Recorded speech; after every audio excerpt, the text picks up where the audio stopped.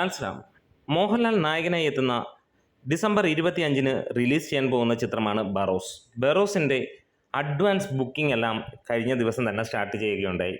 ഇന്ന് Kerala presale collection എവിടെ വരെ എത്തി എന്നുള്ളതാണ്. കേരളത്തിലെ മുൻനിര ട്രാക്കേഴ്സ് പറയുന്നു 62 ലക്ഷം രൂപ കഴിഞ്ഞു. ഇപ്പോൾ നമുക്ക് ഏറ്റവും ലേറ്റസ്റ്റ് ആയിട്ടുള്ള അപ്ഡേറ്റുകൾ വരുമ്പോൾ കേരളത്തിലെ പ്രീസെയിൽ കളക്ഷൻ 85 ലക്ഷവും കടന്ന് 1 കോടിയിലേക്ക് എത്തുകയാണ്.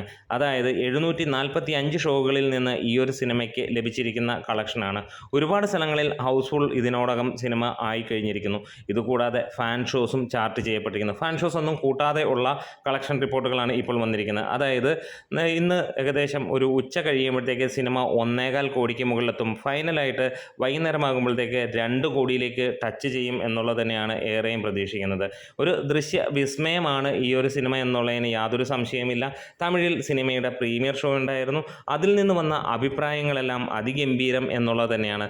ഈ ഒരു സിനിമ ഒരു നൂറ്റാണ്ടിൻ്റെ സിനിമയും അതുപോലെ തന്നെ മലയാളം എന്ന പ്രാദേശിക തലത്തിൽ നമ്മളുടെ ഒരു ഭാഷയെ മറ്റുള്ള നാടുകളിലേക്ക് എത്തിക്കുന്ന മുൻനിരയിൽ നിൽക്കുന്ന ചിത്രവും കൂടിയാണ് എന്നുള്ളതാണ് ഇന്ന് വരുന്ന റിപ്പോർട്ടുകളിലെല്ലാം തന്നെ.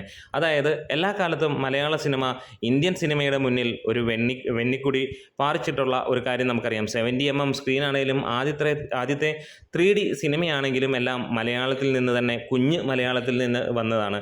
അവിടെയും വ്യത്യസ്തത പുലർത്തുന്ന പുതിയൊരു ചിത്രവുമായി മോഹൻലാലും ടീമും അണിനിരക്കുകയാണ് ബറോസിലൂടെ.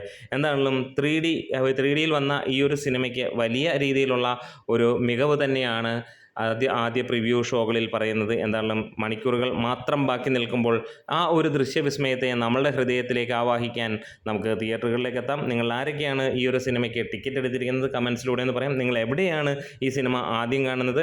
ഐമാക്സിലൊക്കെ കാണുന്നവരുണ്ടെങ്കിൽ തീർച്ചയായും അതിൻ്റെ ഒരു കമൻസ് പറയാം. ആ ഒരു എക്സൈറ്റ്മെൻറ്റ് നിങ്ങൾ ആദ്യമായിട്ടാണ് കാണുന്നതെങ്കിൽ ഒന്ന് ഷെയർ ചെയ്യാം. ഒപ്പം ചാനൽ സബ്സ്ക്രൈബ് ചെയ്യണം, ഒന്ന് സഹായിക്കണം എന്ന് ഹെൽപ്പ് ചെയ്യണമെന്ന് അഭ്യർത്ഥിക്കുകയാണ്.